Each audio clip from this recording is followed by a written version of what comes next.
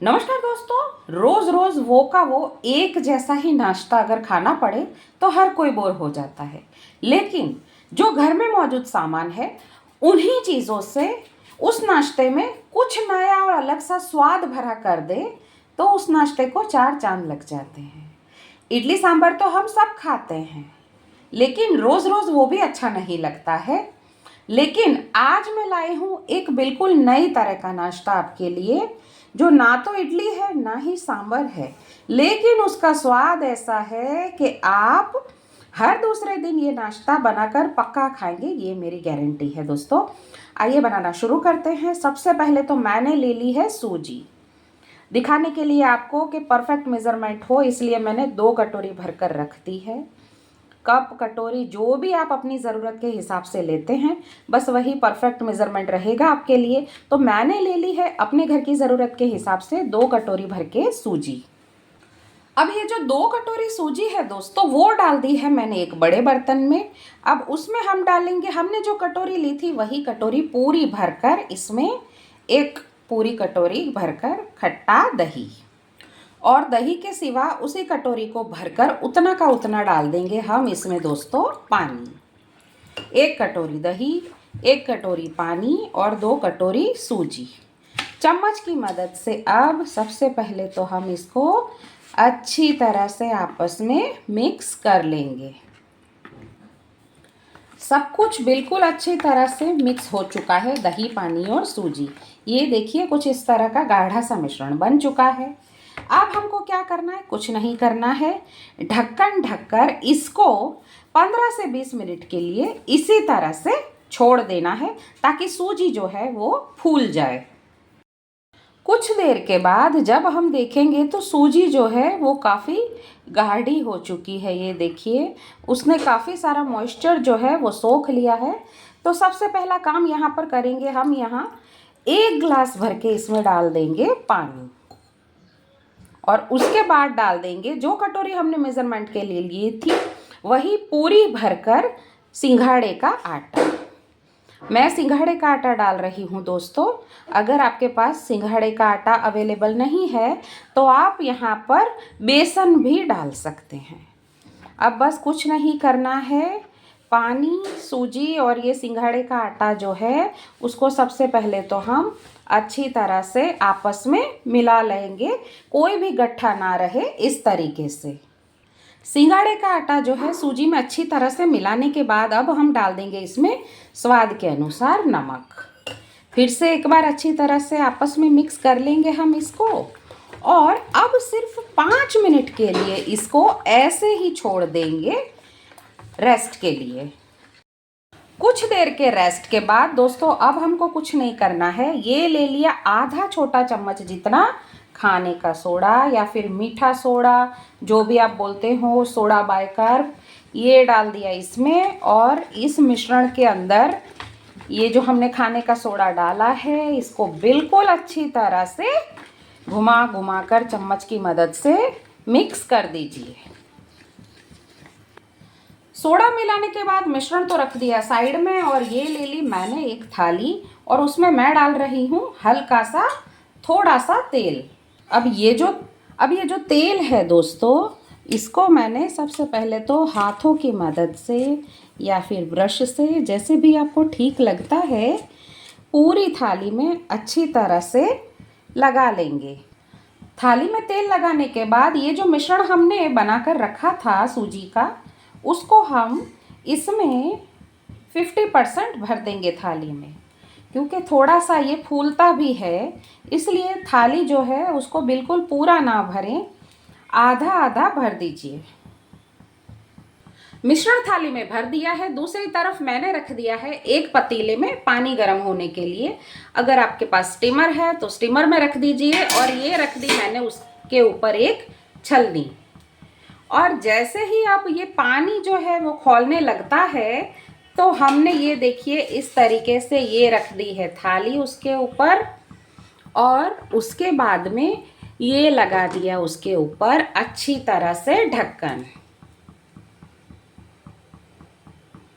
ये देखिए, अब हमें इसको कुछ नहीं करना है, 15 से 20 मिनट के लिए मीडियम फ्लेम पर इसको स्टीम होने के लिए छोड़ देना है।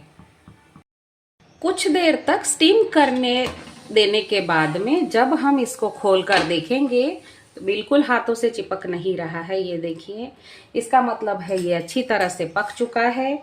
कोई चाकू वगैरह भी घुसा कर देख लेंगे, चिपक नहीं रहा है अच्छी तरह से, इसका मतलब है ये पक चुका है। अब इसको हम उतार लेंगे। सबसे पहले तो नीचे उतारने के बाद अब हमें कुछ नहीं करना है, बस चाकू की मदद से इसके हमें ढोकला जिस तरह से हम कट करते हैं उसी तरह से इसके हमको टुकड़े जो हैं वो काट लेने हैं अपने मनपसंद तरीके के, जैसे भी आपको पसंद हो। मैंने इसके चौकोर टुकड़े काटने के बाद ये देखिए मैंने निकाल दिए हैं। परफेक्ट बने हैं, बिल्कुल जालीदार। आपको वीडियो में भी साफ नज़र आ रही होगी इसकी जालियाँ। ये देखिए इस तरह से बिल्कुल पककर तैयार हो चुके हैं। अब हमको करनी है इसके तड़के की तैयारी। तड़के के लिए दोस्तों सबसे पहले तो मैंने ले ली है हरी मिर्च, स्वाद के अनुसार जैसी भी आपको पसंद हो, और बड़े बड़े टुकड़ों में उसको काट भी लिया है। उसके सिवा ले लिए हैं मैंने 2 मीडियम साइज़ के प्याज और 5 से 6 डाली कड़ी पत्ता। प्याज जो है उसको बिल्कुल बारीक काट लेंगे और कड़ी पत्ता जो है उसको भी हरे धनिए की तरह हम बिल्कुल छोटा छोटा और बारीक काट लेंगे। सारी सामग्री तड़के को बिल्कुल रेडी हो चुकी है। अब हम रख देंगे एक कढ़ाई में तेल गरम होने के लिए थोड़ा सा। कढ़ाई में जो तेल गरम होने रखा था वो जैसे ही गरम हो जाता है तो अब हम दोस्तों इसमें सबसे पहले डाल देंगे राई दाना। और जैसे ही राई दाना जो है वो चटकने लगे तो हम इसमें डाल देंगे साबुत मेथी दाना। दोनों को अच्छी तरह से चटक जाने देंगे हम सबसे पहले तो। और जैसे ही ये सारा चटक जाता है तो हमने जो प्याज काट कर रखा था वो सारा का सारा हम सबसे पहले तो इसमें डाल देंगे। प्याज जो है वो दोस्तों सारा मैंने इसमें डाल दिया है। एक बार पलटे की मदद से अच्छे से थोड़ा सा मिक्स कर लेंगे। इस टाइम फ्लेम जो है वो मीडियम कर लेंगे। अब सबसे पहले हम डाल देंगे इसमें मसाले के स्वाद के अनुसार नमक, बिल्कुल आधा छोटा चम्मच जितना ही हल्दी पाउडर, हल्दी के जितनी ही कम मात्रा में डाल देंगे लाल मिर्च पाउडर, 2 से 4 चुटकी जितना हींग पाउडर। अब डाल देंगे हमने जो हरी मिर्च काट कर रखी थी वो, और साथ ही में डाल देंगे सूखी लाल मिर्च। ध्यान रहे सूखी लाल मिर्च जो है उसको तड़के में नहीं डालनी है, लेकिन जब ये मसाले पड़ जाएं उस वक्त हमें इसमें डालनी है। सारी सामग्री जो है एक बार अच्छी तरह से पलटे से मिला ली है हमने। और उसके बाद अब हमने ये जो कड़ी पत्ता था जो काट के रखा है धनिए की तरह छोटा छोटा, वो सारा का सारा हम इसमें डाल देंगे और फ्लेम बिल्कुल लो करते हुए इसको हम मिक्स कर लेंगे ताकि मसाला जो है वो जले नहीं। सब कुछ मिक्स करने के बाद हम डालेंगे इसमें एक मैजिक इंग्रेडिएंट्स, हम वो है दोस्तों सांबर मसाला। 1 बड़ा चम्मच या फिर 10 रुपए वाला जो एक पैकेट आता है उतना हमको सांबर मसाला इसमें डाल देना है। ये ही है मेरा टॉप सीक्रेट जो हमारी रेसिपी को बिल्कुल हटकर टेस्ट देगा। ना ये इडली है, ना सांबर है, ना ढोकला है, लेकिन फिर भी तीनों का कॉम्बिनेशन जो है वो ये मसाला जो है वो ग्रेट कर देगा। अच्छे से इसको मिला लिया है। आधा मिनट जितना ही इसको बिल्कुल लो फ्लेम पर हम इसी तरह से चलने देंगे ताकि सांबर की खुशबू जो है, सांबर मसाले वाली खुशबू, वो मसाले में अच्छी तरह से मिक्स हो जाए। सांबर पाउडर जो डाला था उसकी खुशबू बिल्कुल अच्छी तरह से आने लग गई है। बस अब इस वक्त हमने ये जो टुकड़े कट करके रखे थे वो सारे के सारे हमें इसमें डाल देने हैं और हल्के हाथों से पलटे की मदद से ये टुकड़े टूटे नहीं, इस तरह से अलट पलट कर मसाले में अच्छी तरह से मिक्स कर लेने हैं। अच्छी तरह से अलट पलट कर चलाने के बाद ये देखिए हमारा जो ये मिश्रण है वो बिल्कुल अच्छी तरह से लग चुका है आपस में। टुकड़े जो थे सूजी के काटे हुए उसमें ये मिश्रण बिल्कुल पूरी तरह से सब जगह एक बराबर लग चुका है। फ्लेम जो है वो ऑफ कर देंगे। कढ़ाई जो है दोस्तों मैंने गैस से नीचे उतार ली है। दिखने में बिल्कुल अलग और हटके, लेकिन स्वाद भी सबसे हटके।